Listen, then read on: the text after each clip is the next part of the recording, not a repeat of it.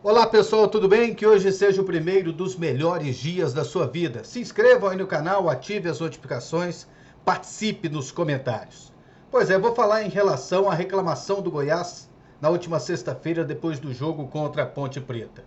Aí veio o técnico Marcelo Cabo, o Edminho Pinheiro na Rádio Bandeirantes 820, o Paulo Rogério Pinheiro no Instagram, o Twitter oficial do Goiás Esporte Clube, reclamando, marcando a Federação Goiana de Futebol, chamando a federação de omissa, culpando a federação pela arbitragem do jogo contra a Ponte Preta. Depois a federação dizendo que não foi procurada, que está à disposição e que tomou providência quando sequer foi procurada em rodadas anteriores. Então vamos lá, vamos falar sobre isso.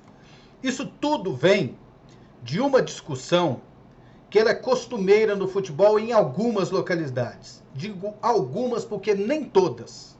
Nem todo mundo cai nessa conversa. Porque é uma conversa muito subjetiva.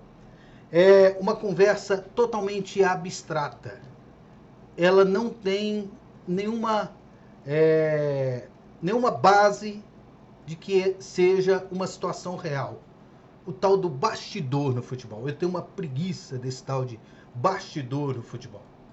É aquela conversa que o dirigente, que a pessoa da imprensa, que fala que um time tem muita moral e aí a arbitragem tende a favorecê-lo. A Federação Paulista é muito forte, o bastidor deles é muito forte. Aí nós temos que tomar cuidado. A Federação Carioca, a Federação Mineira. Ora bolas, minha gente. Que bastidor é esse? Do Palmeiras ter caído 2 vezes com Marco Polo Del Nero, presidente da Federação Paulista? Será que ele não sabia os caminhos? Esse tal de bastidor, e ele é palmeirense. Que bastidor é esse que Botafogo, Vasco cai 3 vezes, Corinthians cai para a segunda divisão, o Corinthians caiu para a segunda divisão.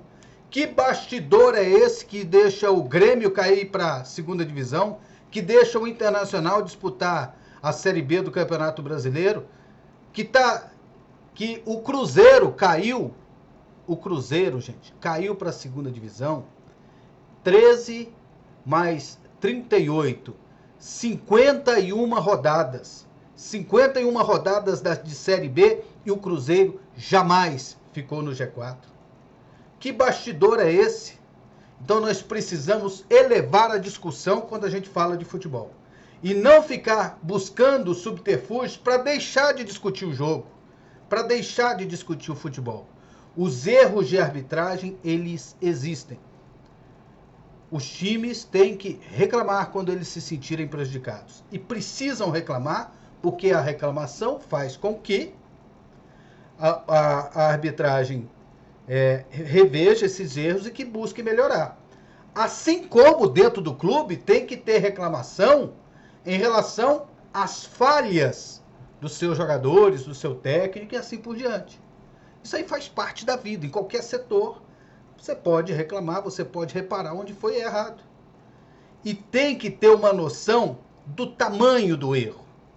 Por exemplo, jogo contra o Londrina, eu acho que aquele pênalti foi escandaloso. Jogo contra a equipe do Goiás contra a Ponte Preta, eu acho que aquele pênalti ali, um monte de árbitro marcaria. Muitos. O cara colocou a mão na bola. Ah, mas o Paulo César Oliveira, que é doutor em arbitragem. Gente, o Paulo César Oliveira também é a opinião dele. Mas ali, naquele instante, em uma fração de segundos, ele tinha que decidir, o árbitro. Auxiliar, eles viram tocando na mão da bola. O que vocês queriam que ele fizesse? Ele não tinha o recurso do VAR. Agora vai ter o recurso do VAR. E o recurso do VAR vai melhorar 99%. Ainda vai ter 1% que ainda vai errar. Como erraram um dia desses, contra o Boca Juniors, o poderoso Boca Juniors, em La Bombonera, jogo contra o Atlético Mineiro, erraram com o VAR. Erraram para o Cerro Porteño, do Paraguai, onde fica a sede da Conmebol. Erraram contra o Cerro Porteño, a favor da equipe do Fluminense, com o VAR. Para vocês terem uma ideia dessa situação. Então, erros acontecem. Teve erro em Copa do Mundo. E será que foi bastidor? A gente precisa ter uma discussão inteligente das coisas. E para mim, essa é uma discussão burra. A federação de tal é muito forte e outra é muito fraca. Gente, se no futebol a gente for calcular de que além do futebol em si, contratações, treinamento, escalação, ainda tem esse negócio fora de campo que ninguém vê, então nós podemos parar de mexer com isso. Então para que o Atlético está se organizando desse tanto? Para que o Goiás? Se isso existir, gente, não tem sentido. E a gente vê que isso não existe. Por exemplo, o presidente da Confederação Brasileira de Futebol hoje é o Coronel Nunes. Ele é o presidente da Federação Paraense. O representante do Pará na Série B do Campeonato Brasileiro é o Remo. O Remo jogou contra o Londrina. Teve pênalti claríssimo, claríssimo, a favor da equipe do Remo, lá no Paraná. E o árbitro do jogo não deu. E aí, faltou o bastidor do presidente da CBF para o seu filiado, para o time mais próximo dele, que o reelegeu aí tantos anos, que é parceiro dele, parceiro do Coronel Nunes. Então, gente, nós precisamos ter o discernimento de quando o dirigente, o clube, quer fugir do tema central ou simplesmente está falando com o coração no calor de uma derrota. E eu acho que as duas coisas aconteceram com o Goiás no último final de semana. Tentaram desviar um pouco o foco e também no calor da derrota.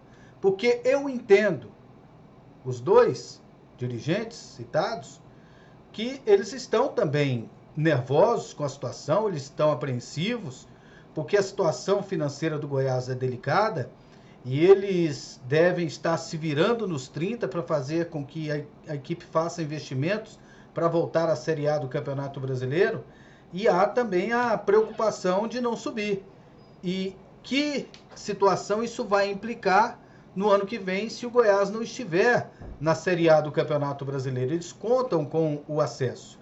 Mas também há de se ver que às vezes esse tipo de reclamação ele pode não gerar o efeito esperado, como não gerou, por exemplo, lá na postagem do Goiás, as respostas são do torcedor ironizando essa reclamação feita pelo Goiás. E também que efeito isso vai trazer dentro do clube.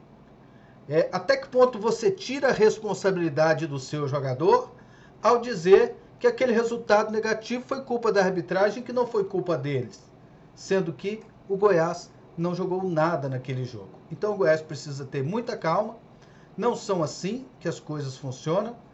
Teve jogo que teve erro de arbitragem que o Goiás foi favorecido, teve jogo que foi prejudicado, e no final das contas, gente, sobem os times que têm mais eficiência.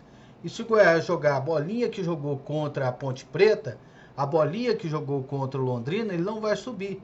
Ele precisa jogar como ele jogou contra o Botafogo, como jogou um dia desses atrás contra o Avaí, como jogou contra a equipe do Vasco da Gama. E até melhorar. O seu Bruno Mezenga pode jogar mais, o seu Aleph Manga pode jogar mais. Tantos jogadores que estão atuando no Goiás podem render mais. O senhor Arthur, lateral esquerdo, pode render mais. Então, o Goiás, ele tem um time promissor, que estava numa crescente no campeonato, e eu acredito que ainda esteja, e ainda está no G4. Tem gente em situação muito pior na competição.